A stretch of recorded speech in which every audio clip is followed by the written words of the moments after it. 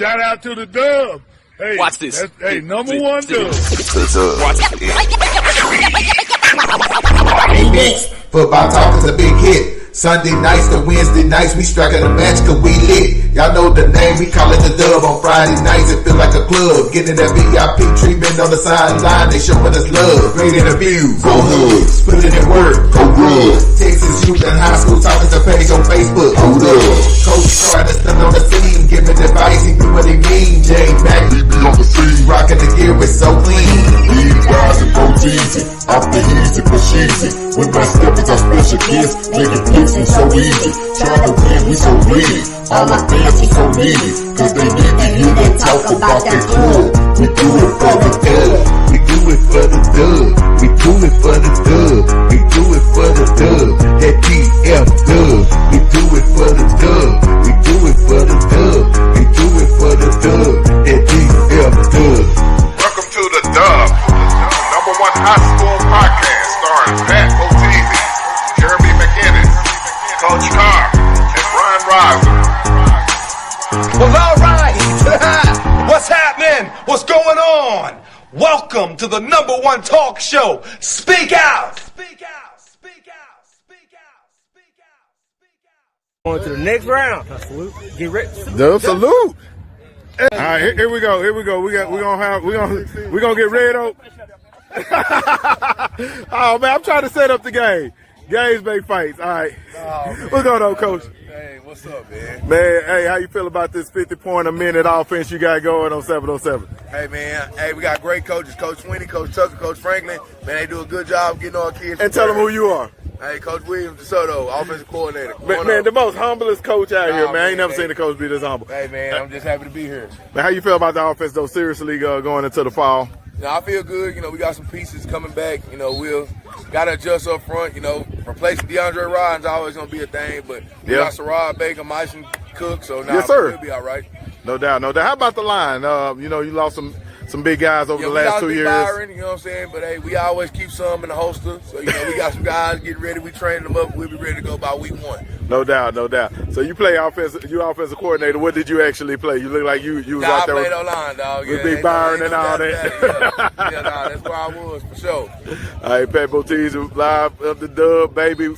So we're in the building, man. Most humble coach in the Metroplex. Oh, my God. What up, my boy? Yeah. Hey, shout out Coach Williams. Dub salute. I was at the SFA camp at Red Oak, man. Everybody pulled up. Had Booby, had Tron, had Coach Robinson and Coach Roberson, both of them out there.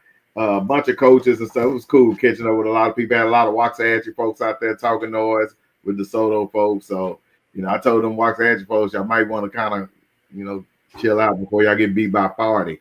But, you know, and the crazy thing is one of my kinfolk, he was the one that was talking all the noise. He got his son Bray playing at Waxahachie. They got him playing both ways right now, wide receiver and cornerback. So he's one of the fastest kids in the state. So we gonna check on Bray, little young Bray. Well, in the district. Yeah, I know. Say Jay, well, Pat, but I know one thing for sure. Every year, me and J Matt, the only two, we only two, and always have high hopes for the Hatch. Yeah, I do. We only two. Y'all faithful. I'm just saying. You know, even you've been, you know, you a little hater too, Willow. You my boy. Well, he ain't no little hater. He's a big hater. He's a hater. He one of them guys that feel like, you know, you're the country or the suburbs that you ain't real. You can't be good. Well, no, I never said that, but okay. I haven't. At the end of the year, y'all are always the ones that feel deflated. Like somebody hurt you. Like your wife left you. I'll be like, I'm cool because I knew it was gonna happen. I didn't drink the Kool-Aid. And y'all mad? And I'm the hater? No, to be honest, I'm never feeling deflated because I always pick them to go to Thanksgiving, at least. So yeah. My prediction usually always go. I mean, they only missed it once since the last time I did it. They were second round. Mm-hmm. So yeah, okay. And they went what, third round this past year? Yeah. They did. Okay. That's good for them. Okay, well, speaking of the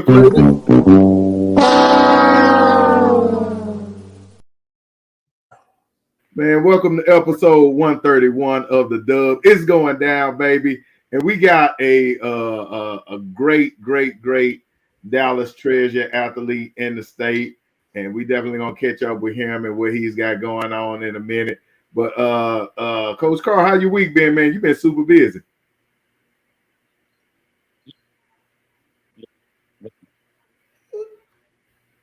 It's been long, man. We had the picnic. You know, we talked about that. We had the picnic on Saturday. So I went to had an opportunity to go see that, hang out with some sock folks, and then shot over to Sunday, man. We had girls flag game, and man, these girls showed out. They put on the show. I mean, we lost one game, and the team we lost to is the #1 team in the state of Texas. And they coached by their head coach is actually the head coach at Cumberland.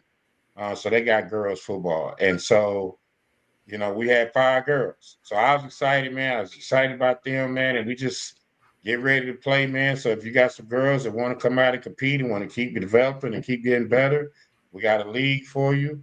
You know, Pat should put up the flyer real quick. Hit the QR code. Yeah, man, we want to go ahead and develop this game all the way through and give these young ladies an opportunity to go to college for free. So if you got some girls sitting around, they want to play, tell them to come hang out with me. Hit me up. And we're going to do everything we can to make sure they are in the best position to get recruited. Absolutely. As a matter of fact, we probably should take the opportunity of every coach we bring on to tell them, man, hey, make sure y'all developing that program in your school as well. I think that would be a good thing. Yeah, absolutely. Yeah, that girl flag football, it's really blowing up, y'all. I mean, even in youth, I mean, it's blowing. I mean, this flag football and girl flag, it's blowing up. Man. It's blowing up for sure. Yeah, and you be like, man, she balling, like it's some players out there, man. It's some players out there. You know, you got some that you could see them advancing. So we had 4 girls on our team that tried out for the national team. Oh wow! Yeah. So this past Monday. So I'm waiting to see if they get their emails and their invites. So it's gonna be fun, man. Oh yeah, that's exciting. No doubt. And it ain't a rerun. I got people in there asking this is a rerun. I don't know why they think it's a rerun. But B-Ryan, what it do? What it do, dog? Money bags, B-Rise. What it do? Yeah, they can't tell. This rest of brand new episode. Look at my new furnace. Look at that. Look at that. Got the Brian night guitars. Hey, piano. Hey, it's a fresh episode, but you let everybody use your house. I know. Everybody in my house. Everybody. Yeah, everything been good, man. I'm enjoying my downtime right now because I know, you know, once the season starts, man, we already know it's 100 miles an hour. So that's about it, man. Look at that. Kenny Matthews said nice. So I don't know if he understands the assignment, but shout out to Kenny Matthews. Yes, sir. My God. Okay, Coach Carr, we got a question for you before we get to J-Mac. They say, will you all do a middle school girls flag league? That's a good question. The next move. Elementary too. You know what I mean? So I know in our feeder pattern, that's something that we definitely want to make sure that we have that's aligned all the way through. So from the high school to the middle school to the elementary school. Like we're going to put a league together this fall to allow young ladies to start playing. Like we're going to treat it like it's a Division I program. Like you have to be able to be developed. And these young ladies are so far behind. So you got to keep them playing. All the momentum that left high school football from this spring, it's a lot of young ladies sitting around doing nothing. And there's people out there looking for scholarships. There's literally a college that called me that's looking for 10 girls. Right now. 10. And all my kids are underclassmen. So they can't do nothing with them. So it's opportunities out there. If you're willing to be seen, you're willing to work, and you're willing to be seen, really just get out there and be seen. Now's the perfect time to get out there and do your thing because you can get a scholarship. They looking. J-Mac, what it do, brother? All right, big bro. Man, what's happening, fellas? What's happening? Good, man. Little tired, man. And man, I ain't gonna lie. It's just like, oh, down, but it seems like it's been a lot of deaths today. Man, bro. Again, that being said, man, prayers out to the Duncanville family, and Keelan Russell, his family, man. But and not just that, my man, Coach Con Rollerson, he lost his dad today. So you know, he roll in your prayers, man. You know, that's the homie. We're gonna keep him in our prayers. And I got Swag. He lost his grandmama. That's 3 in one day. Man. That's tough. That's tough, man. That broke my heart about the Keelan Russell thing, man, because one thing I noticed is every year somebody, right after they graduate, somebody is passing away that summer or soon thereafter, man, and that's every year. My son had it during this class. My other son had it during this class. Unfortunately, my nephew was one of them from Skyline. When he passed, I'm just like, bruh. Man, so man, hold on to these memories, man. Hug these kids tight. Hug these kids tight, bro. Yes, sir. Yes, sir, man. I need a drink, B-Rob. We can't wait till Saturday, man. We might have to watch that game because TV is boring. Ain't nothing on TV. We might have to get out tomorrow and watch the finals. Hey, let me know. All right. Well, man, without further ado, we're gonna bring on a man that was he should be named on when we do the I guess the what you call that thing, the statue, the Mount Rushmore. We should be considered to be on the Mount Rushmore of Dallas sports. Very decorated player, and now he's a head coach. But he was a almost state champion. I mean took a bunch of cats from the South Side to the state on the brink of the state championship game. A McDonald's All-American, if I got that right. I believe I got that right. Oklahoma State basketball player, Lincoln High School football player, and now the coach at Gateway, man. We're going to bring on BRYON EATON after this message. Coach Carter, I believe both of those guys walked up and like, Coach, you got to keep the field goal. You got to play the numbers game. And all I remember, Coach Sam called timeout. BRYON and all those kids were walking over there. And all I remember was BRYON EATON looking at Coach Sam saying, Coach, give me this fucking ball. I'm going to end this shit. Right. And we perk that vibe and chill that them through me. If we lose giving it to BRYON, I'm going to take it wholeheartedly. It's what you asking for. You asking. BRYON EATON was walking toward that sideline like telling Coach Sam, give me the fucking ball. You know, and like, that's a chill because he's the best player out of coach. Right. And sometimes when it's the player, I'm going to listen to the player, damn the coaches.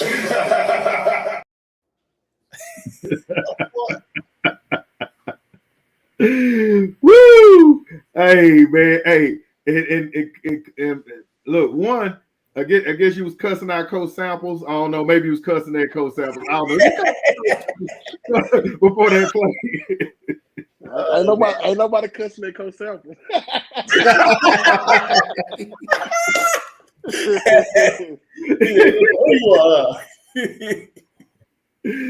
Man.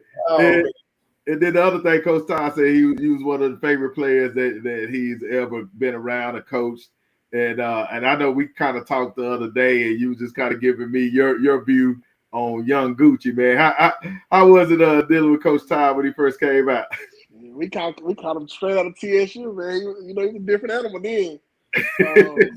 He was good to us though. You know what I'm saying? He was somebody that came from where we from. He went to the school we went to, so he could relate to us. He was able to talk to us and tell us good things, tell us what not to do. He was a players coach. Some days he got out there in the drill. If the DBs wasn't doing it right, he got out there with us. So he was part of our DB. He was over the DB, so it wasn't a dumb moment. We gave up a pass, he got on us. He coached us up. He got on us, then coached us up like, man, you better than that. You can't let that happen, you know. So, man, he was everything we needed at that time. Absolutely. Speaking of that time and before that time, so you grew up playing basketball and football your whole time? Man, basketball, football, soccer, track, My mama told me I can't come in the house. Your mama had you just taking pictures like that. Man, yeah. Hey, my boy look like a grown man on this picture. Oh, swole. That's seventh grade. Like he had a mustache already. No, for real.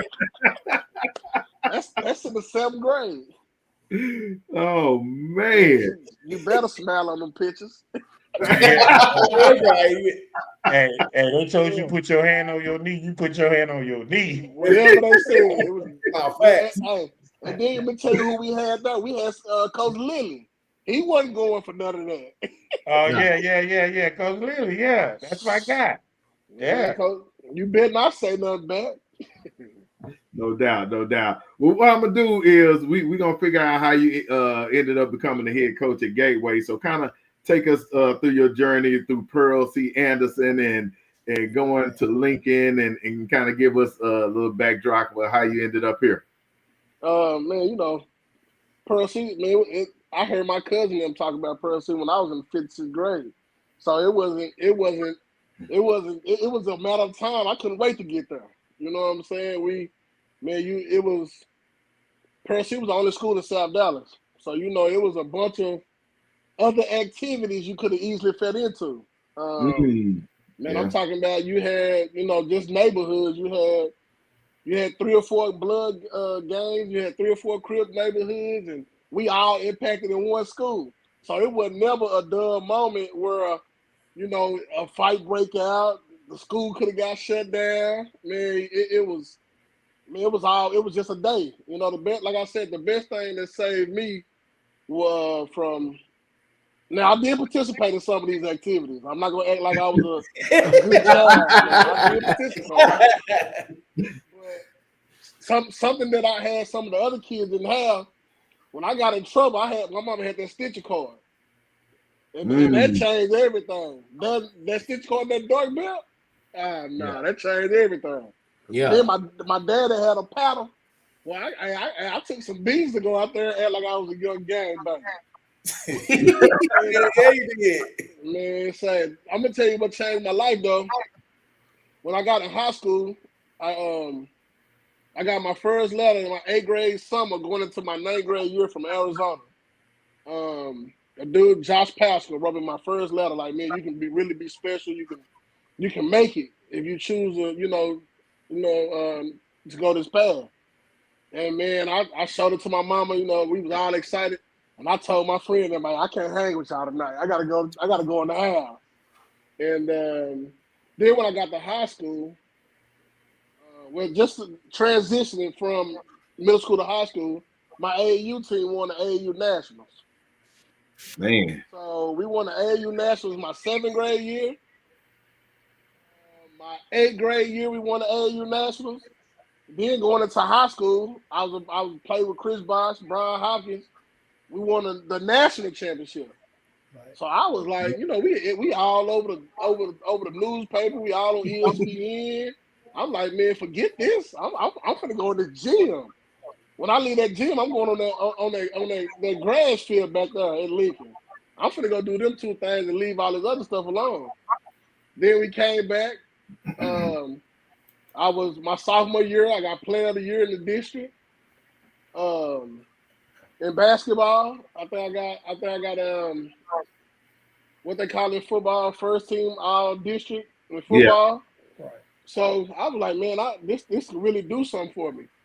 Then I got ranked in Dallas. I think I was like in Texas. I was like number 19 or something in Texas my sophomore year. Yeah, I remember. Then as we kept going, I just fell in love with the game of basketball, and I was deep in love with the game of football. Like, people don't understand that I love football way more than I love basketball. I got recruited more in football than I did basketball. Right. It's just my mama was like, baby, you gotta quit taking them hits. You know, you gotta quit taking them hits. I was like, Mom, I'm all right. I'm all right. She was, man, but it was some of them nights I come home, my body locking up. Like I couldn't move, or I got hit after the play. I'm coming home complaining. So I understood where she was coming from, especially now as a coach. them kids going home because I can barely walk. So I understood what now it makes more sense than what she was saying. At the time, I used to go in my room and get mad, and she was everything under the sun to my pillow. Didn't nobody hear it but my pillow. But I was mad. You know what I'm saying? Because I love football. Everybody knew I loved football. And then, you know, it just every year basketball, I'm player of the district or player of the week and this, that, and the third. Football, I'm player of the week, player of the district. I'm getting more accolades in football than I am basketball, you know. Yeah. And then my senior year, my junior year, we go to state in basketball. We get beat by Daniel Gibson them with a buzzer beater by Big Doug. He throw the ball up and the buzzer. Man. So, then to roll over to the summer, winning the national, the big tournament in Vegas in basketball, we lose to Greg Oden, Mike Conley, and what's the shooter they had? They had a shooter on their team. We beat OJ Mayo. We beat Billy White. We beat, man. It was just. I was like, man, this is cool. I was like, man, this basketball stuff kind of cool. You know, I like this. And right. I told my mom I liked it so much, and she was so excited. She was like, well, your senior year, you ain't playing football. Damn. And I was like, Mama, come on now. You can't do that to me, though. Right. And then I started losing a lot of interest from schools where they were like, we don't want to recruit him too heavy because we don't know if he's gonna play football, we don't know if he's gonna play basketball. Right. It was like there was LSU, Georgia Tech. There was a lot of schools at the school. There was a lot of people talking about, man, you can play both. Like, we don't care. LSU coaches came and told me, man, you can play both. I don't care. You can do whatever you want to do. And then, you know what I'm saying? Like, so, and this is a crazy story. And Coach Todd can attest to this. I come back senior year. I missed the first game. They go to they play the team, they go to Houston. They lose. So we get back to school, I'm mad. Then they come back, second game, I forgot they beat somebody. Then the third, no, I think we played Den Ryan. Den Ryan beat us at Forreston, embarrassed us at Forreston. I'm like, man, forget this. Coach Sample, what I gotta do to get back on the team? Before Den Ryan. After they lost to Houston, I said, Coach, what I gotta do to get back on the team? He was like, well, you didn't come to no summer workouts. You didn't do this. You didn't do this. I say, well, Coach, I never come to circle workout. I was always gone AAU. So, you know, why are we making that a big deal now? Right. So he was like, well, man, you know, some of the parents mad at you. They don't think it's fair that they kids had to come up here in the summer and you didn't. Right. So I was like, okay, I understand. My mom was like, well, you ain't playing. So I was like, man, come on, mom. Was like, hold on. Like, you like, F yeah, so Coach Sample and Coach Lewis, they said, well, Coach, let's run them. Okay, well, we're going to run them every day. So they out there practicing, and I'm literally running like I'm a track star, doing 400s, like just running. I'm like, man, it can't be this serious. When I told them, I said, man, I really want to play my senior year, so I'm gonna do whatever I gotta do to play. Right. They taking a water break. Coach Lewis on the line, EATON, let's go. I'm like, give me 500s while they taking a water break. I'm like, I'll run them. Then at the end, when they do their condition, I had condition with them. So I'm literally out there running a 2-hour practice. I'm running about an hour 20 minutes. Damn. God. Damn. And I'm talking about, man, I'm like, Coach Lewis, I'm throwing up. Coach Lewis, I don't care. You want to play? How bad you want to play? I'm like, man, all right, come on. And then my teammates, at the end, they like, come on, EATON. They picking me up, grabbing me. Come on, we need you. Come on. My best friend, Gerard Sleeve, man, they're like, man, like, come on, man. Come on, let's go. We need you. Come on. Right. I'm like, so let's get it. You know what I'm saying? And that's where the bond was. They were like, nah, come on, man. You say you want to be out here, come on. And I did it. I came back that Den Ryan game. And the coach from what's his name? The coach that was at Cincinnati. He had Bob Huggins, who came to the game. And I'm on the sideline, mad, throwing my towel down. The quarterback throwing pick sixes. I'm terrified. Chase, my boy Chase say, "EATON, you can have this. When you coming back? I don't want this. I want to go back out there and play wide receiver or DB. You can have this." I said, "All right." So I go meet Coach Huggins. Coach Huggins come to the projects at 11 o'clock at night. And I'm like, man, this crazy. I'm like, man, I can't do this. And then my mom, Coach Todd say, we go. So I had my Oklahoma State visit set for when we played Madison. And I say, Coach, I can't miss this game. This is my coming out game. It's a South Dallas Super Bowl. This is my coming out game. I'm like, I can't miss this. We go to, I end up going to Oklahoma State. Coach Todd had like, man, hey, if you can get somebody get you to the airport, I got a plane ticket for you. I'm talking to Coach Todd the whole night. Hey, look, I'm talking to him the whole night. I'm like, Coach, hey, the football coach wanted me to come to Oklahoma State so bad. He said, if I get you to the airport, you got to commit. Okay, man. I don't know how my mama found out. She came in that room like, you better not go nowhere. I'm like, damn. So I ain't get to make the game. So the whole time, I'm like, man, I'm getting updates from my girlfriend at the time. That I'm like, man, I can't. What's going on? She's telling me, all right. Like, what happened? We lose. I'm like, hey, I'm mad. So I told Oklahoma State coaches while we on my visit, they like, what's wrong with him? My mom was like, man, our rival game, he missing it to play. To be there here. And I'm like, man, I'm mad. So I was like, man, if we lose that Lincoln Madison game, I ain't coming here. Ain't nobody else I don't care. I don't care what y'all try to offer me. I'm not going to Oklahoma State. Damn. I think we end up winning like 21, 22, or 21, something like that. We end up winning.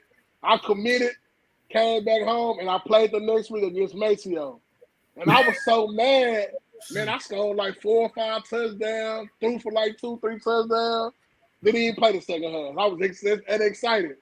Then I was arguing. Then I had to argue with somebody about my number.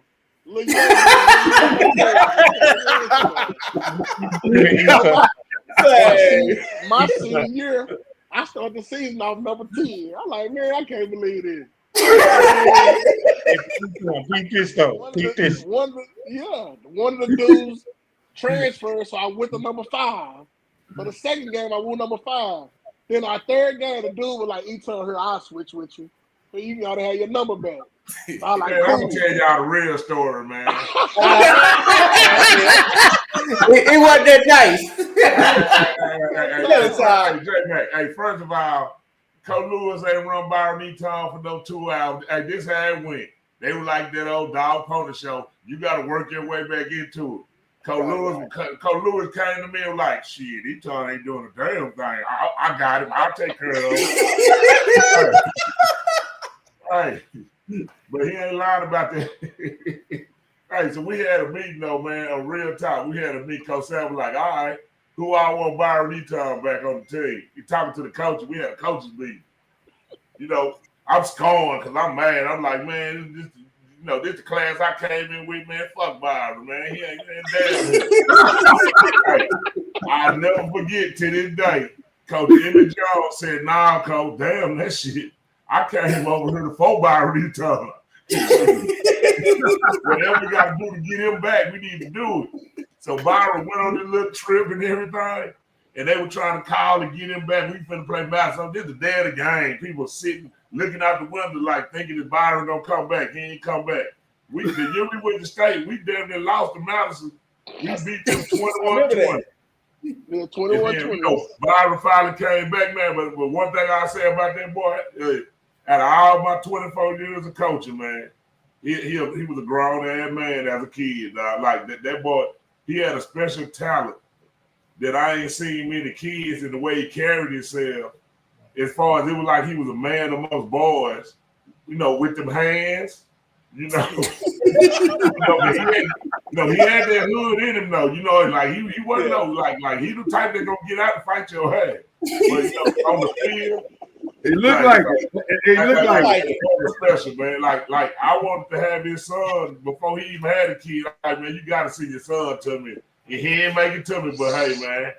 Hey, that shit was special though, boy, with that boy EATON. I'm talking about he used to get Jordans and then give them to the little sped kids in class.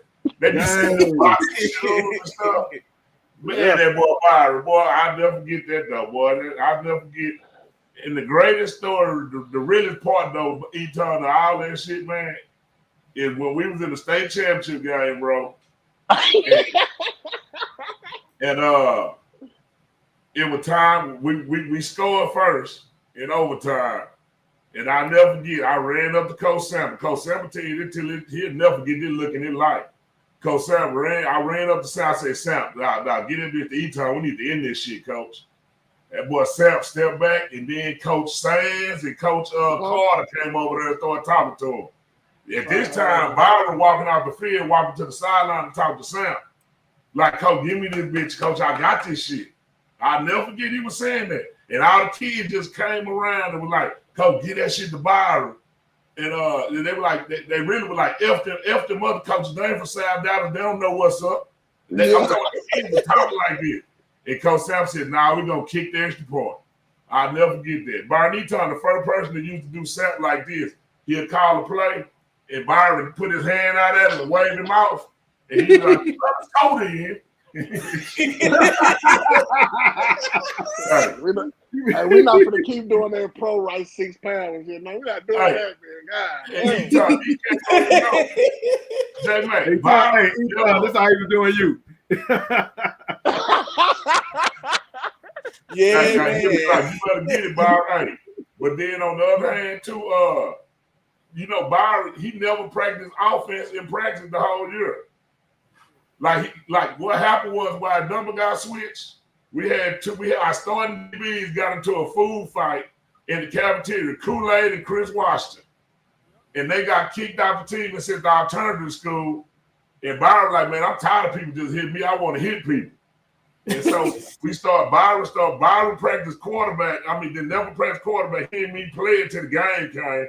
Glenn Upshaw was the quarterback all practice. And Byron only played defense in practice. We played the defense where he left to sit in the middle and do what the hell he wanted to do. And the shit was a natural. You know what I'm saying? And it made us look like great ass coaches. That shit was just, hey, 4-2-5, keep EATON in the middle. Just play wherever you want to play. Take a breathe on defense, bro. We good. But that boy, I owe that Gerard Sneed, Antonio Jones, Cumbie, Mark Fisher, Courtney Herndon, Briscoe, Rashidi. You know, a lot of them make me look good. I don't even want to be on here. That shit make me emotional, boy. R.I.P. Pat Hill, man. But EATON, boy, if I ain't never told you before, boy, I love you, boy. You the first person made me believe that some cats from South Dallas can go achieve some shit that nobody else said can be done. And shit, you sparked this shit with me, boy. Well, we were 2 yards away, Ty. Hey, 3 yards away with the ball in EATON hand. Man, I'm like, Coach, get this shit, please. Man, I told Big Mike say, run to my side. Shit, let's go. I'm say, man, I'll never forget that moment in my life, man. I cried like a baby, boy. Man, I'm talking about that supposed to been it right there, boy. I'm talking about, man, 3 yards away from a state championship. Nah, let's go. Like, come on. And he sat there and listened to them weak ass niggas too, boy. I was mad. So I'm talking about. Then he, you know, like the next year, everybody left. I came back at the Lincoln one day. I seen Coach said I almost slapped that nigga ass, boy. Fuck off my shit, man. Well, we took EATON back to 2004. So what people don't know, that motherfucker running back from Kilgore. Yeah. Hitting that motherfucker like hitting that wall. Ooh. I got a question for both of y'all, Eaton and Coach. I got a question for both of y'all. Just how special was it just to take that Lincoln team to state, like you said, just a number of South Dallas kids? Like, I mean, how special was that though, for both of y'all? Because like I said, that would never happen again. Man, I'm gonna tell you from my point of view. See, I graduated 10 years before EATON now. And when I walked out the field my last game, I looked at my boy from Bonton, De'Aaron Martin, And I said, I'm gonna come back now, and we gonna win. I'm gonna be a coach though. And so whenever De'Aaron see me, y'all be like, you living your dream, boy. You living your dream. And to get that close, and that was my 10-year reunion. That's why, if you notice, I left when Byron them left. I graduated from them again from Lincoln, and I never looked back. In Waco, I ain't never came back out in the Lincoln jersey or the uniform or practice or nothing. I was like, this shit over. I left again. Wow. Yeah, I graduated twice. When Byron with that 05 class graduated, shit, I walked across stage right with their ass. Man, I'm for us, man. Always Lincoln don't make it out the second round. You know what I'm saying? For us, so it was. Once we got past the second round, shit. Hey, how far can we go? Yeah. You know what I'm saying? Like, it's only one game I wish I could go back and play. That was that Highland Point game. But we'll touch on that in a second. But man, it got so. We got to live like some NBA or NFL stars in high school. We couldn't even practice at Lincoln no more. They started busting us to Forrester. Wow. Man. We started getting busted Forrester every day, man. And like we got to the third round, because we started busting over there every day to go practice. Then we got to the fourth round, but hey, we walk around the school and do what y'all want to do.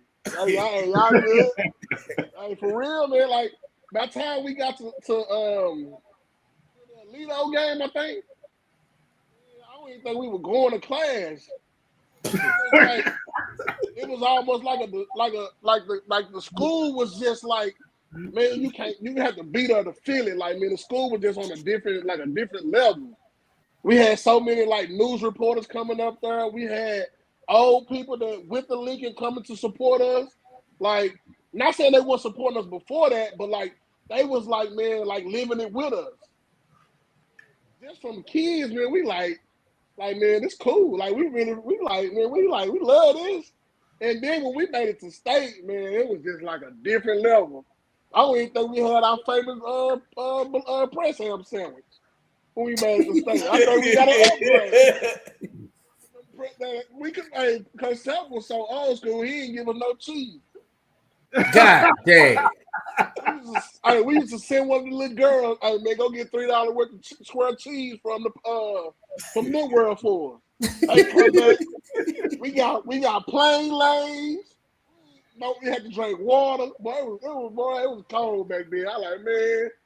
But man, we like it was straight, man. I'm talking about, man, the experience, man, it was like so real, like be in that moment, because I tell these kids now, y'all better enjoy it now, because you might not ever get this feeling again. And for some of my classmates, that was their highlight of their like high school career, they sports career. They didn't get to go do. Some of them didn't get to play no more after that. You know what I'm saying? So they don't understand how important that was for us, man. I loved it, man. Like it be moments to where like now, like I don't even like talking about it, because I get chills thinking about what we could have did. Like, man, it was cool, man. Like we was 3 yards away from winning the state championship, man. So man, it was lovely, man. I remember that, yeah, man. And y'all united. That team kind of like united the whole community. It did. As far as Dallas, like I ain't seen nothing like that since like basically when 88 caught. Because everybody wanted to see Sample win that year. Right. And see Lincoln win that year. There wasn't even no game banging in the school right there at that time. Yeah. It was peace and love. Yeah, it was peace and love. Hey, just imagine y'all would have won. Right. I was telling them Coach Todd how it was going to Pearl Seattle. So we had 8 different neighborhoods up there. Yeah. Man, it took a whole lot to get everybody to buy in on the same thing. Same, man. I'm telling you, man, like at that moment, man, everybody was cool. Like even on our team, we still had Crips and Bloods, but everybody was cool. Like it wasn't no problem. Like it wasn't no issues at that time, man. I'm talking about, man. like I said, the school was just at a different level at that time. If we would have won state, man, I probably wouldn't even play basketball that year. Man, too busy celebrating. Cause by the time, this is how crazy it is. People don't understand. By the time I went to basketball, it was district. Yeah. We're pretty deep. My first games my senior year was the Coca-Cola tournament. Bruh. Yeah. Let me ask you this real quick, and then I'll pass it to Coach Carr and the rest of the fellas. Do you think your career would have went a little bit differently if you stuck with football in college? Because I have no doubt you probably would have been an NFL draftee going through college. That's one of my biggest struggles. And me and my dad told me, if you would have played football, you'd be playing on Sunday. I say, yeah, man. It's just, man. I'm gonna tell you the main thing. They wanted me to play running back or quarterback, and that wasn't happening. That wasn't happening. I wasn't gonna take no hits. Like Coach Todd told y'all can have that offense. I'm going over here. I want to hit somebody. I don't want to get hit. Like I had my mind made up. That wasn't what I wanted to do. Like nah, that wasn't it. And man, I think, man, had I like Coach Todd told you, man, I was just playing back there. I was just back there reading the field. We watch film. If I see something they did, I was just playing off instinct. Right. You know what I'm saying? If I was able to really take it serious and tone and understand everything and get some proper structure on how to do this and how to do that, I think I could have played on Sundays, like without a doubt. Yeah, that boy was special. I remember a game we were playing soccer, Byron junior year. Byron at this time, he never played no forward defense, and they were doing something. And Byron was standing by me and said, man, put me in. I was like, man, go out there. You ain't never practiced shit. Hey, Byron go out there and knock the shit out of people on back-to-back plays, man. That let me know, man, sometimes this coaching shit overrated, man. Say, Coach Todd, look, I'm going to break it down to y'all. Like, people didn't know this at the time, but my boy Jay Sneed. So I was messing with this girl, and she was talking to one of them niggas in soccer. She was talking to one of them niggas in soccer, and he was talking all that noise.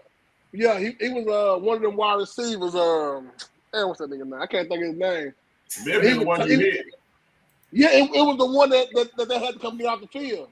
I told him, I said, I'm gonna play defense, boy, and I'm gonna get you. You keep talking, I'm gonna get you. And he kept talking. And I said, and I was like, man, just wait. If they score a touchdown and catch a pass on us or something, I'm gonna go big Coach Todd and let me get in there. And just like it happened, just like that, Coach Todd like gone. Boy caught that pass on the sideline there. I knocked him up under the bleachers at what we at Pleasant Grove Stadium? Yep. I knocked that boy up on the bench. And he don't and after the game I told him, I got the girl. So it was just like we and then sock, like no offense. Like when I played sock, Kimball. There was two sometimes caught in basketball, but Sock and Kimball was an audition, so I always wanted to beat them, just because there's like going up playing against Lindy Holmes that played football and basketball, going to go play against Kimball, playing against Thibodeau since we was young. Big DeMarcus Granger, I always try to knock my head off. Then playing AC Law and them boys in basketball, it was always I want to beat them boys. So it was just like a bragging thing in the summer, you know what I'm saying? So anytime I got the opportunity, I always want to beat them. Hey, hold up real quick. R.I.P. Lindsey Howell too, man. He was always my brother-in-law, man. He passed away, bro. Oh, he good peoples, bro. Good peoples. That was my dog. He came and defended me in a fight one day, along when I was coaching, man. That was some good peoples right there. Yeah. I got another question for you. Like you said, your freshman year, I followed your career, man. Your freshman year, you was on the varsity basketball team. Uh-huh. I mean, just speak on that because people don't understand. Just to get on Lincoln basketball team as a freshman says a lot right there. So just speak on that, as a freshman playing on Lincoln varsity team. I tried to transfer to Madison. The team 4 years being there. You know what I'm saying? So just speak on being. I tried to transfer to Madison.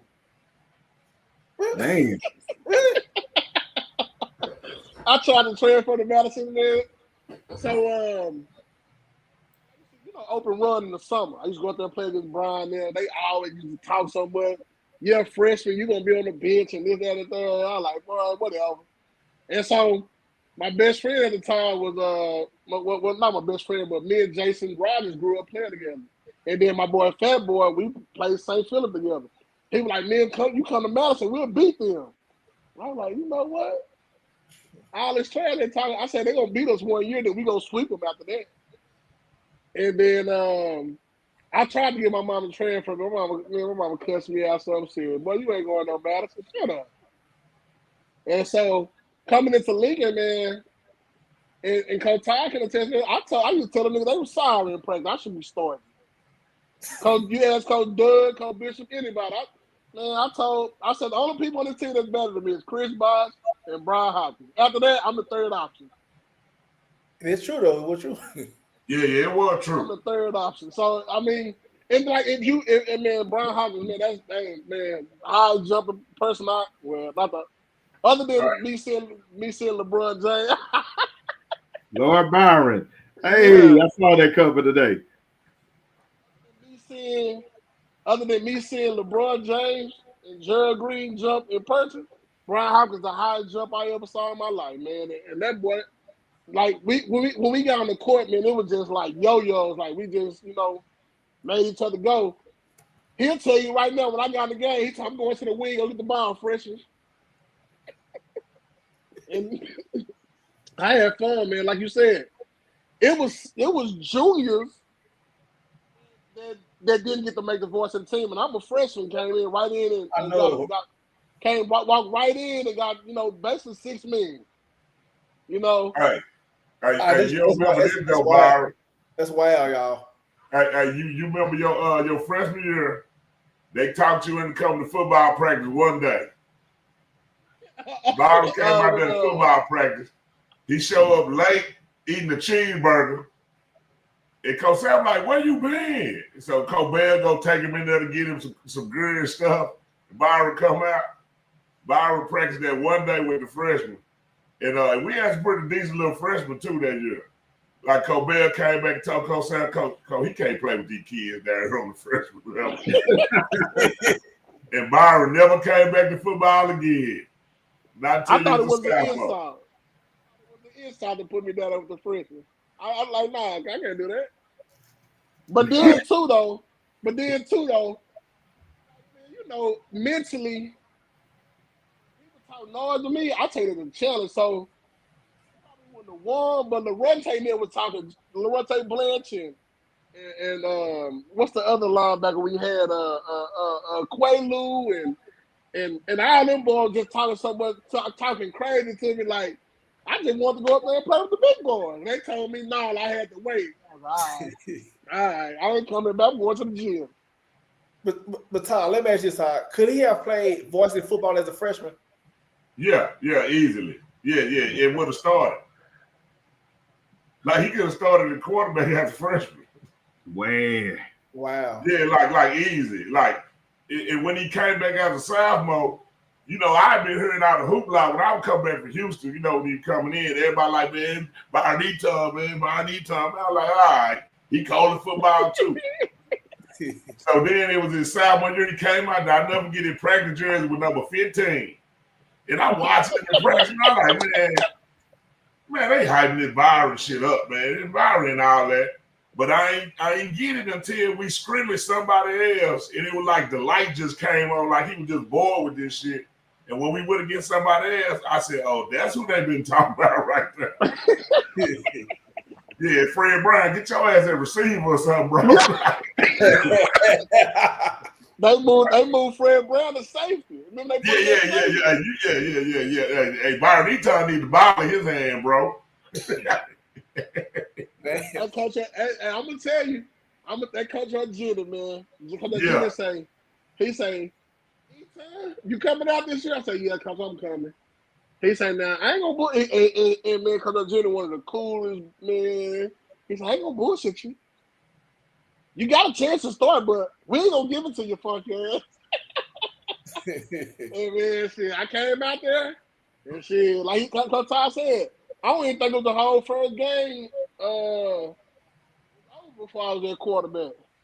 Yeah, like, and I'm gonna tell you another Byron or Jenny story. I forgot who we were playing, man. But you know all that game shit and Madison. That was the Madison. It was Madison.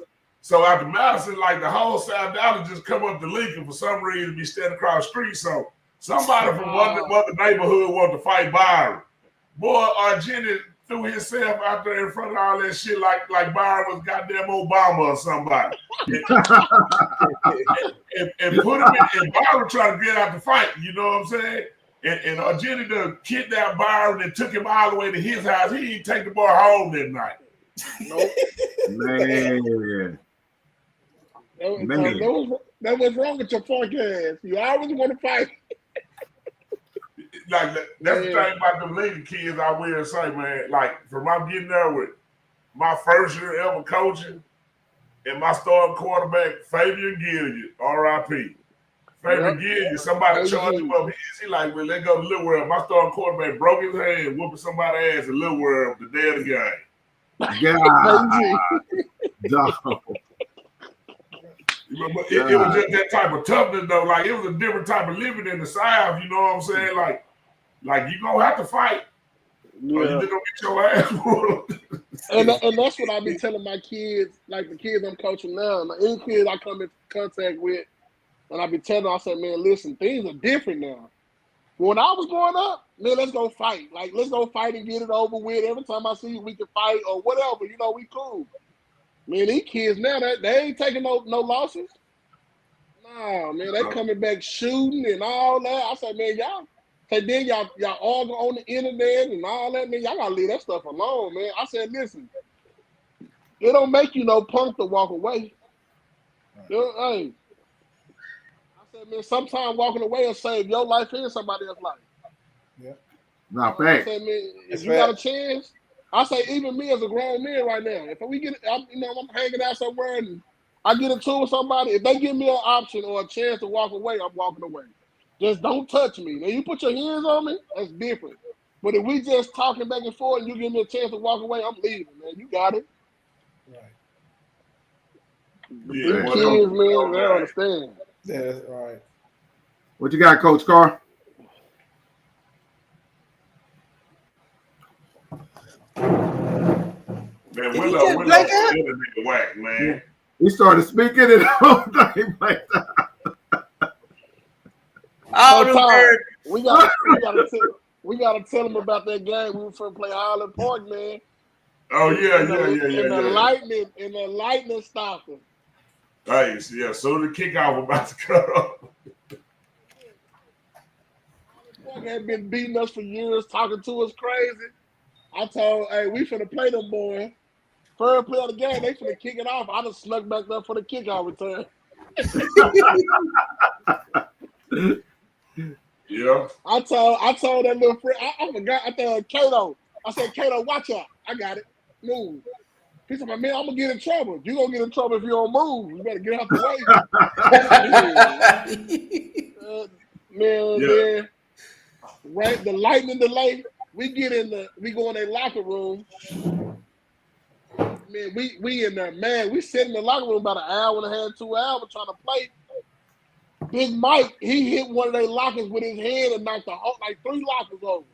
I said, man, damn. I said, what's wrong with you, Big Mike? He said, man, I ain't never played against them, and they always talking bad about us. I want to play them. I said, man, you all right? And then that's when then Antonio Bryan them come in the locker room. Yeah, the Cowboys in there, remember paying y'all money to run and race after the thing in the rain. Race? What? Man, they out there racing after they canceled the game. They out there racing and all kind. Man, it was just it was all. It was crazy, man. Terry Glenn and Antonio Brown came to our locker room and were talking to us. He was like, man, if y'all do this, I got 100 for whoever win. We all out there lined up racing. Boy, this something off a damn movie right here. I know, boy. This is entertaining, boy. This is that year, if we would have won state that year, it would have been a movie. Like it could have been a documentary on that because it would have been crazy, man. Like people was following. Like, man, we had police escorts to go to Forest. Like, it was crazy. Yeah, it got real. It got real, man. It was cool though, man. Like I tell kids all the time, boy, if you ain't never experienced it, boy, it was cool. It was cool, man. Who's on that Highland Park team that year? Matthew Stafford. That's what I thought. That was a junior year. That's what I thought. Man, we played them. Yeah, you played him at the sophomore, but that was Bill Ferran was the quarterback when we lost when you had Michael Victor to keep us in the game for a half. Yeah. Man, that dude, they was throwing like I've never seen this before. They was after warming up, throwing the ball, like the ball was just like right on the hook. Like, that's the first time I ever seen somebody like you didn't see a drop pass. I say, man, she need for to blow us out. You know how I turn around and get some water. I'm getting some water. I just see them. All they quarterbacks in sync too. I'm like, man, that boy finna kill us. They finna kill us out here. Yeah. I told Fred, boy, you better come down and hit somebody. We going out there, man. Oh man. I'm bored out there like, man, for real. Boy, you going Lincoln Coleman tonight, boy. But that's how, hey, Pat, but that's how it was for real though. Like these are all true stories, like Chappelle show. On the earth. Damn. Oh my God. Like it was some stuff that was going. There's some shit going on there, boy. Hey, I'm gonna tell y'all this one story, man. It got a disclaimer now. Oh man, I don't know what was going on, man, but somebody man got beat up or something somewhere. So Byron them gonna get this minivan. And they was riding around to all the Pleasant Grove schools, jumping out, beating people's ass. And then one person we ended up knocking out ended up being his cousin.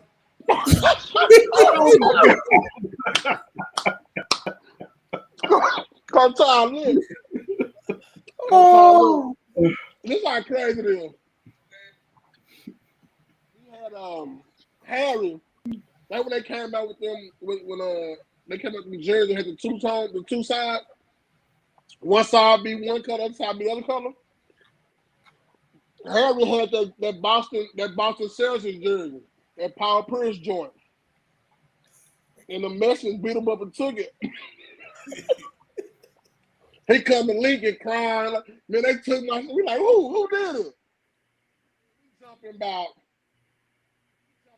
8 cars. We went to Skyline first. We beat some Mexicans up over there. We left Skyline. We went to with the Spruce. No, we went to Samuel first. Then we went to Spruce. Wait a minute. Disclaimer. My boy that went full Lincoln Coleman. Hold on, Barry. Hey man, hey, Ty. And I'm like Charlie Murphy, true story. Yeah, you just egging it on too. You're over there egging it on. Yo, word D, word. I remember that. Hey Byron, we got a ninja free zone on this show. We say a lot of other stuff, but we got ninja free zone on this show, and we might have to add another one. But we got you, bro. So we go to so our last stop, we stop in Spruce. So there's some dudes sitting at the bus stop. It's like 3 of them and like 2 girls. So he comes to like we had to everybody jump out like, hey man, y'all took my homeboy jersey. Like, nah, man, it wasn't us. He said he look at my coach. Say, EATON, what's up, kid folks? I was like, kid folks, you ain't my cousin. He come over there. I'm Uncle James' son. I said, no. I said, he could be my kid, bro. And before I knew it, Keenan Smiley, I played basketball with him. He hit him twice. Boy, you ain't his cousin. And they jumped him. So this how crazy it is. We all go back to school like ain't nothing happened. Man, about 30 minutes later, they ran all us up.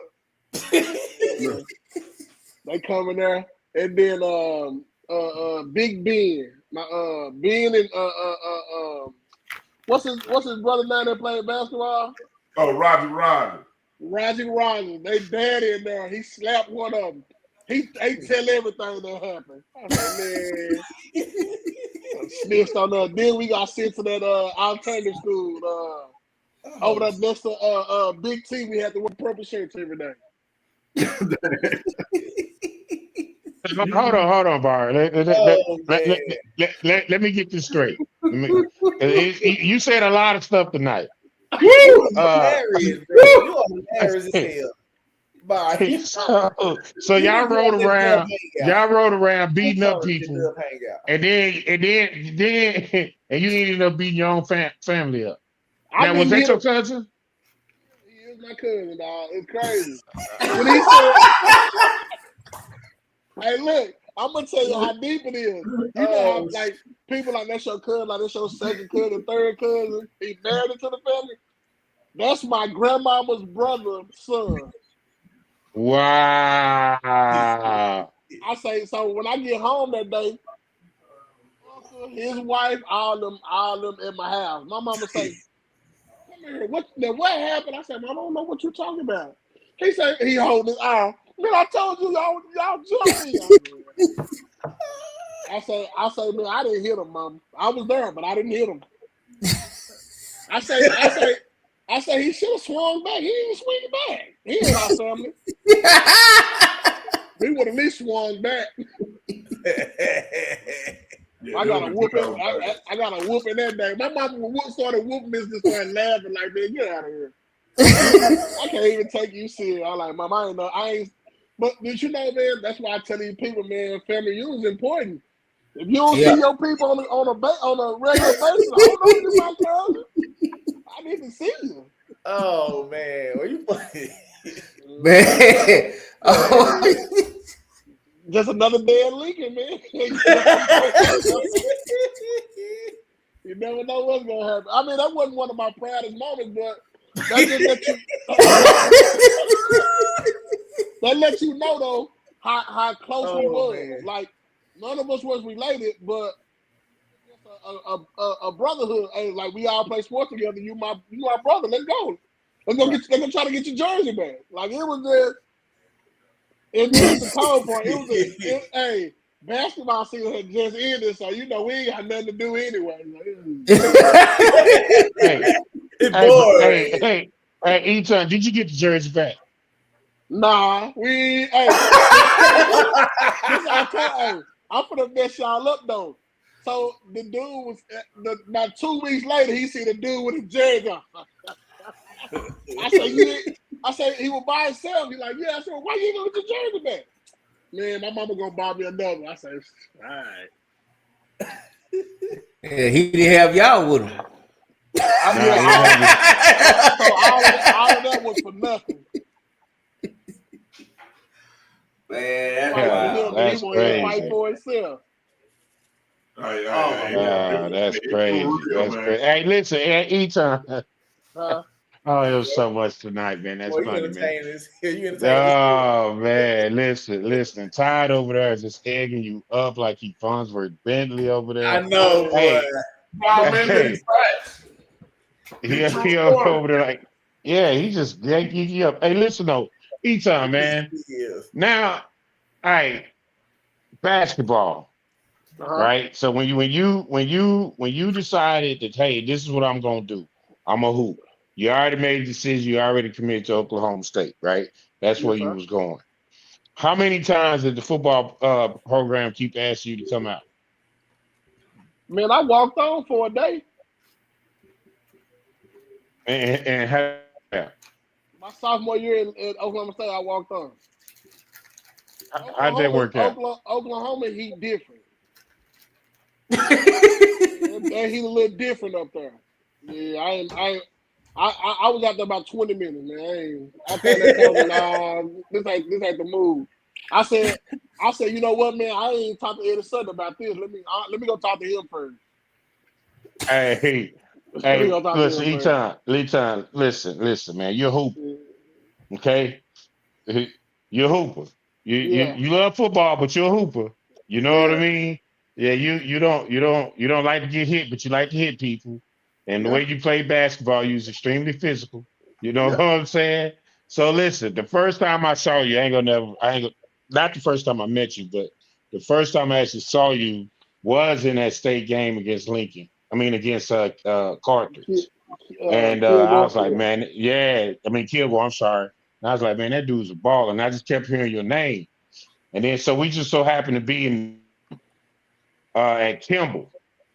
And you was with Head. Yeah. And we was going back and forth and we was playing and we was hooping. And then it's the first time I ever seen you in person, up close, everything. And I remember this vividly. Somebody caught shot a shot.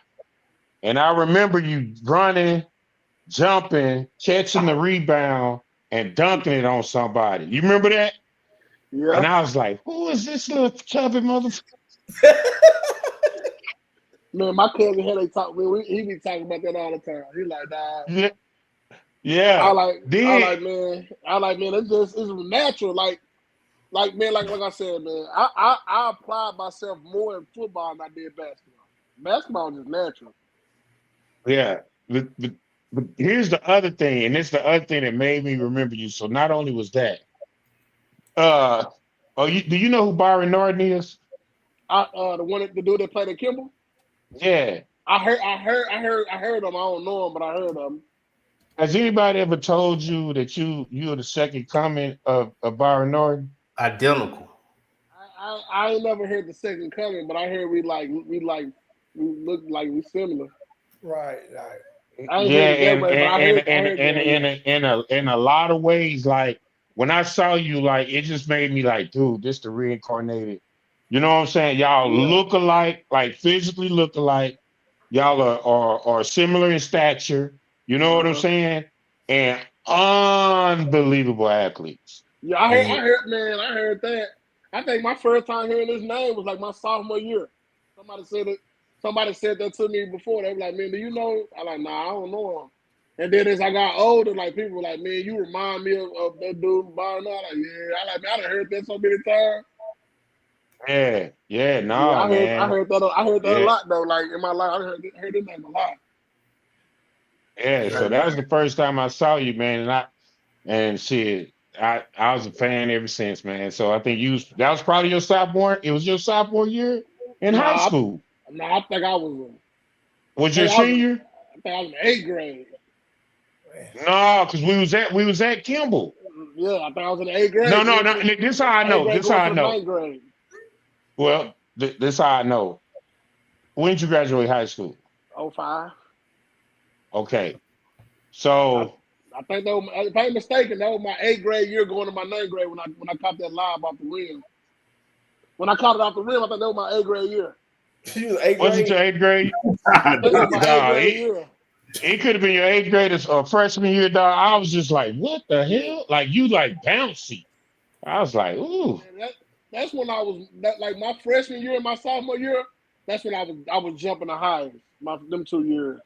I'm telling you, when the boy, if he stay at 185, he untouchable. Yeah. He got up to that, like his senior year, y'all don't even know. He played at about 220 his senior year. Yeah, I remember that. I remember that. He did. I was trying to figure out why people thought he was so cold. Because all he did is go to the line and go to the hole and shoot free throws. So you know what? Hey, that look like Emmitt Smith legs right there. Yeah.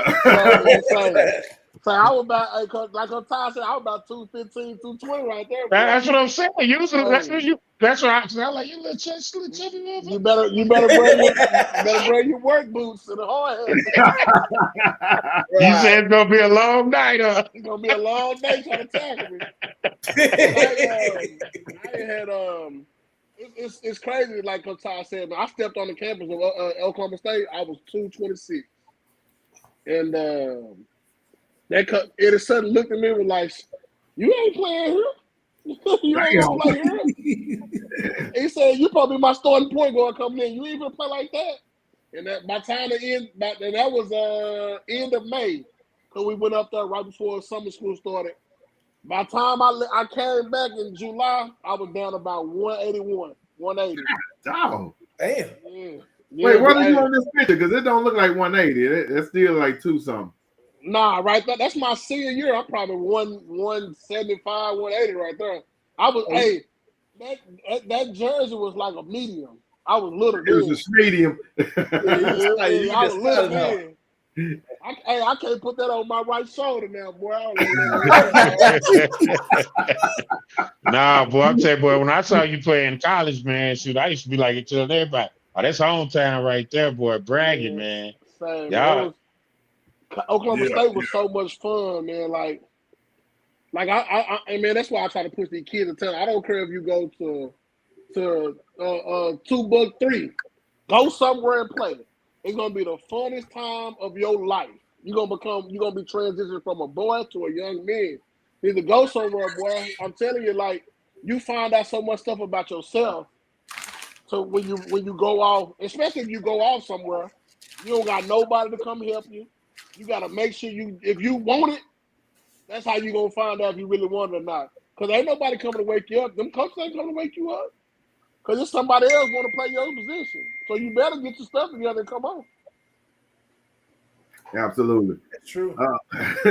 So we talked about all the high school, all the Oklahoma State and all that good fun stuff.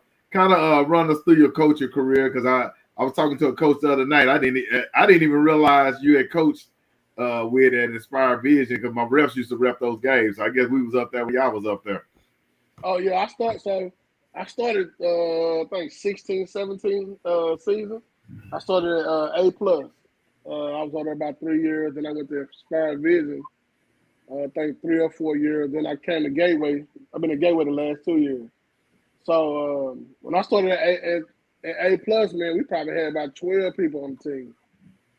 I'm talking about, boy, it was some cold nights out there sitting on that sideline watching that clock run. That was a cold night, boy. Like, they got a fast forward, and then I had stayed down there. And I got the opportunity to meet T. Lewis. Turn Lewis. He ended up becoming the AD and the head football coach. And man, me and him connected real good, man. He was an offensive guru. He was coming from North Crowley. He was offensive coordinator at North Crowley. Then he ended up becoming A+ for, I think he was there about 6-7 years. Now he at Corsicana. He's the offensive coordinator at Corsicana now. Gotcha. But he man, just being there with him is what really, like, before that, man, I was doing AAU basketball. You know what I'm saying? I wasn't doing no football. I was just doing AAU basketball. And he gave me the opportunity, like, hey man, he was like, man, when you played at Lincoln, and we beat Corsicana, so that's how me and him connected. He was like, he went to Corsicana. So he was like, when y'all played them, all those old cats came to the game and watched y'all play.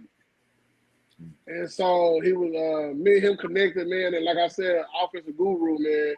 He showed me so much how to transition my knowledge I had and try to input it into kids. You know what I'm saying? Like, and that's what made me fall in love with football again. Like, cause after I left, man, it was just basketball. I was training. Me and my cousin Headache was training kids, and it was just all basketball. I had no football love. And when I started back, when I got the opportunity to go to A+, man, he really opened my eyes and showed me like, man, like, coach, you know this stuff. Like, man, all you gotta do is just learn the other information in order to be successful. And so he started. It'd be days where after a game, you know, we just sitting up there 2-3 hours on the board.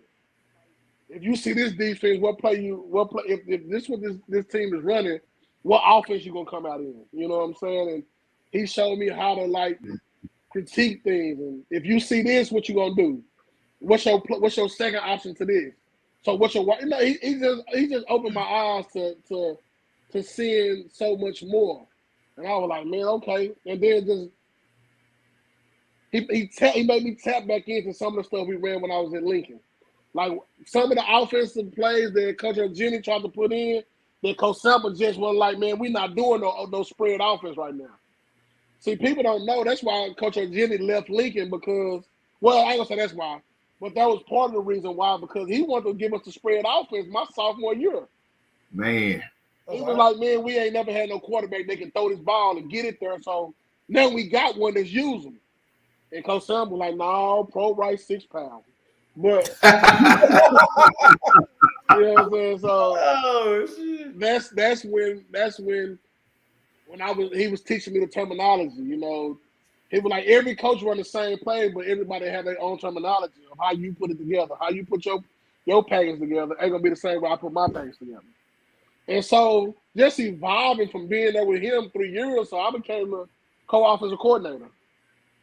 So me and him worked closely together. Then he was like, coach, you're gonna be the head middle school coach, you're gonna be the high school office, you're gonna co-offensive coordinator with me. I'm like, cool, I'm cool with that. I'm learning at the same time, so I'm cool.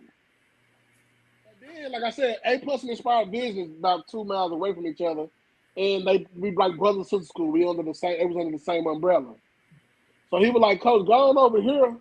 They got a head boys basketball job. That's what you want. So go over there and do that. I like, you sure? He was like, coach, you get an opportunity to become a head coach and you get experience in it. So I was like, all right. So in that, the football staff ended up getting fired. And the head coach that came in was like, EATON, you want to be my offensive coordinator? I was like, yeah. He was like, I know you've been over with Lewis, so I know you know what to do. So I was like, yeah. So that's how I transitioned to being the offensive coordinator over there. And then I met, we was over there for about, like I said, 3 years. And then I met playing against Gateway, you know, just playing against them. I like, man, they got some athletes over there. And I was like, man, I wonder what I could do if I have some athletes with what I want to do. And I have the athletes now so I can try to do it. So I wonder what that'll look like. And so Wildman had been trying to get me over to Gateway for about 3-4 years. He was like, coach, come on over here, man. I got you. You come over here and call the plays. I like what you were doing. That was before I went to Inspired Vision. I was like, nah, man, I got an opportunity to be the head basketball coach over there, so I don't want to leave. So then I was like, man, you know what? I'm gonna go over there. So this is my second complete year. So I went over there, and then I started. Like I said, man, my first year we had some athletes. So we was, man. Then they had their offense coordinator that had ended up leaving, going to Ennis, and then it didn't work out. So he ended up coming back. So he was the offensive coordinator the year before, and I'm coming in to replace him. So it was kind of like. At first, it was kind of like rough because all the kids. So all the kids listened to him. They ain't really paying me no attention. So I was like, coach, like, man, this is what we're going to have to do. I'm going to call the plays on the headset and you sitting it in because you know all the kids. They responded to you better than they're responding to me right now. So in order for us to get through this season, is what we got to do.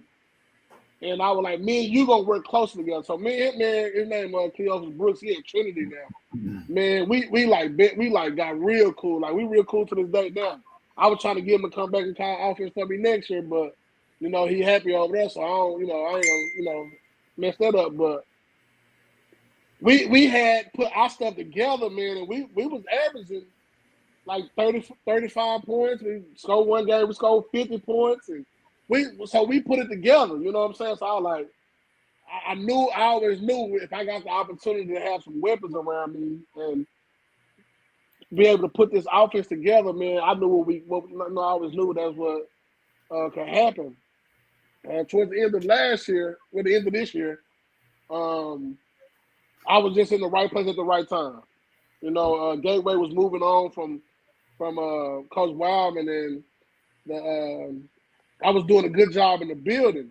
So they say, "Hey, Coach, we want you to be over the whole math department in the building." I was like, "Cool, I'm cool with that." And she just see how they came to my room one day, and she just see how I was doing a job in my classroom, and how the kids, when I say something to them, they just respected what I was saying, and just was like, "Coach, have you ever?" She said, "You coach football?" So I said, "Yeah." She said, "Have you ever thought of being an athletic director?" I was like, "I mean, you know, that's always a goal." She was like, "Well, if this don't work out, then with Wildman, would you take over being an athletic director?" I was like, "Yes, ma'am," in a heartbeat. And that's how I transitioned to getting the AD job. He ended up, I think he ended up possibly going to move on somewhere. And they was like, "Coach, you want to come in and take this job?" I'm like, "Yeah," and that's how it happened. So he brought you in to replace him. Right. Well, I mean, in hindsight, looking at it, it could be that, but my goal, like, I just want to come over here and coach some athletes. Like, not saying that I didn't have athletes at Inspired Vision A+. You didn't, Coach. You didn't. Okay. I used to rep them games. I know. Hey, Coach, I don't think they won one game amongst both of them schools in 5 years. Damn. We did, Coach. We did. When I was there, 2, 3. Yeah, man, that's about right. Something there. But we won. Hey, now listen, we did go 0-10 a couple times though. Man. Hey, you just took your lumps, Coach. You just took your lumps. You took your lumps over there, yeah. Yeah. It wasn't Inspired, it was Impaired Vision over there, but we was young, so it's just growing pains. Like, now, well, no, look, I can speak on it because my nephew played over there, so I know. Oh yeah, I think they played under Brandon Joe. Was you there when he was there? So when I was coming in, he was going out. Gotcha. Yeah. What's your nephew name? Alfred. God, you put me on the spot. Last name Alfred. He ended up going to Skyline. Nah, he stayed there. That might have been his last year too. He was gone by the time I got there. I would have remembered. Yeah. We had him about 1 or 2, so I would have remembered him. You remember the mixed kid, had a bunch of big old fluffy hair, all that type of stuff. So, I would have remembered. So Brandon Joe year, he did it that 1 year, and then the second year I came in, that's when he left. Gotcha. And then also, you said you was in the booth last year. Nah, I said on sideline. I ain't never going in the booth. All right, so I'm pretty sure you don't remember this night. So, y'all was playing a team out of Arlington last year. Newman International. Yeah, and the final score was 14-14 because we had some people out there crashing out, doing stupid stuff, and we had to end the game, run off the field. I was the head ref for that game that night. Okay, yeah. I think I walked out to the locker room. Yeah. Probably did. I don't think nobody was walking. Look, the coach on the other side didn't want to end the game. I said, "Bruh, there's a possible shooter out there, so you might want to roll out of here." And he's like, "Everybody, let's go!" At first, he was trying to argue with me. He was like, "Everybody got out there." Though. This is the thing in that.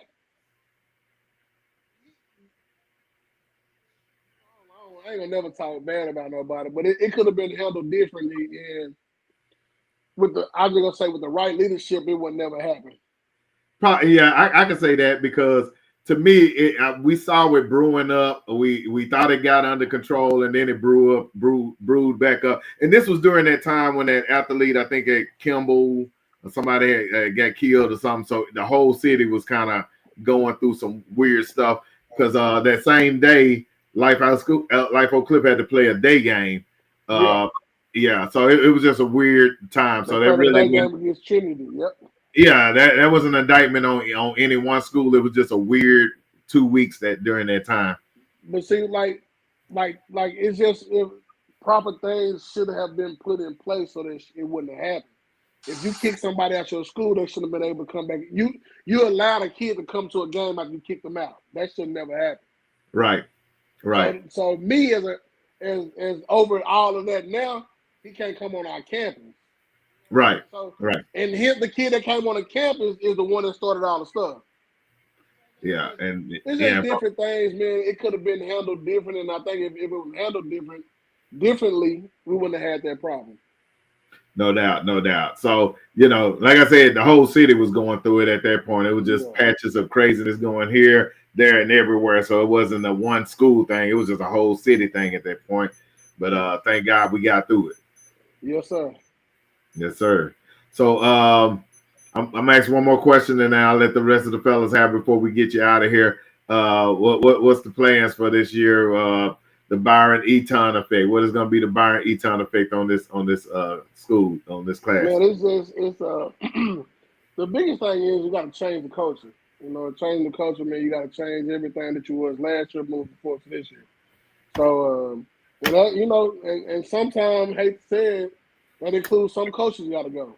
You got to, in order to change, you got to change some things around it. Some coaches ain't gonna be there next year. Some coaches will.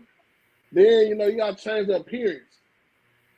That's why I'm working with somebody else on, looking on here right now. Already, we're gonna try to get some stuff together and put it. We're gonna put something together so we look different. You know what I mean? And when you like, man, the biggest thing gonna be is we gotta change the mindset of the kids. The discipline level. It's got to be, and that's got to change. If we don't change that, then we're not gonna. It's gonna be the same old thing. So that was my biggest thing. Like, even while we're going to workouts in the morning, hey man, if you can't come to workouts, you can't play for me. So if you can't put it in, if you can't put that time in right now, how can I depend on you later? Absolutely. Two people there, 3 people there. We had 16 that other day. Some of them got jobs. Some of our kids, they doing the rock the bus. So it's just a couple of different obstacles that we got to face. But I told all our coaches, man, hey, if we got to give up $1 or $2 to get the kids the bus fare or something, we got to do what we got to do. I said, man, it's but I talked to the superintendent. We're going to have the buses going out to get them next week. So it's just different things like that take, I ain't got no ride. Well, you got a ride now, the bus going to come pick you up. You're going to get breakfast and lunch, then you're going to go back home every day. So it's things like that to change the mindset of them. Like, oh man, this coach care about us. Like, new jerseys, new helmets. We're going to get our field redone. We're going to have stuff where we look good. We're going to have like some undershirts. Like a lot of that stuff, like Dion said, man, like, man, that, like, man, and Todd can tell you, like, man, if I don't look good, I can't play good. I want to have I want to get spattered up. I want to have the nice jerseys on. Coach Samples, man, I want to wear the black pants today. It's just different things like that, like, that's gonna change it. I don't want to wear the white pants because they go black and white today. Just different little things like that I think that's gonna change them. And then like the coaching staff, we gotta get on them from day one to let them know, man, I'm trying to coach you to be better, just be mediocre. And all the kids are receptive to the information that we're giving them right now. So I think man, this year gonna be a little growing pain for us early. I think we're gonna catch on late, man, and we got a chance to make the playoffs. I love it. Fellas, before we close out, what y'all got for the great BRYON EATON? Oh man, I don't got nothing, man. Just good luck on a great season, coach, man. We're gonna be supporting you all the way. Oh yeah, man. Look good, play good, EATON. We got to get this work in, baby. No doubt. Like I'm talking about, man, we gonna look good once you get We're gonna have the city on fire. Yeah, we're gonna play good. So yes, it's gonna be a fun experience this year, man. It's gonna be my first year, being the head coach and AD, and I think the kids we're gonna surprise some people this year. Hey, Coach Carter, have him looking good like this. That's some good fits right there. Man, Oh, yeah. Hey, the thing me and my boy looked at, once he put that thing together, it's gonna look good. Yeah, absolutely. Yeah. Absolutely. So You ought you to get see out the of stuff he said no to. Hey, I need to get a sneak preview. I need a sneak preview. Hey, we gotta send it to you so you can see it. I'm like, you say no to this? This is fire. Then it kept getting better. When we come back, when we come out though, man, it's gonna be real sweet because I want the helmet to go with the whole unit. So what I said no to, I didn't say no to because we still might get that package though. Just stay tuned. Already. Okay, all right. I say go for it. Go for it. Yeah, absolutely. I'm ready. I'm excited. Appreciate you coming out though, baby boy. Good luck to you this year, man. I appreciate y'all having me. Yes, sir. Give me the opportunity to be on y'all podcast, man. It was a great day. Hey, when you get that first victory next year, we need one of these. It's called the Dub Salute. Make sure when you're at the interview or any type of media that's going on that you get that Dub Salute. We're gonna start a social. One of our coaches is gonna start our social media package. So after we win, I'm gonna have all the kids do it.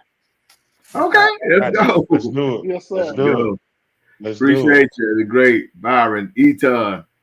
Thank y'all, boy. Thank you. You're watching BYSE, Big U Sports and Entertainment TV.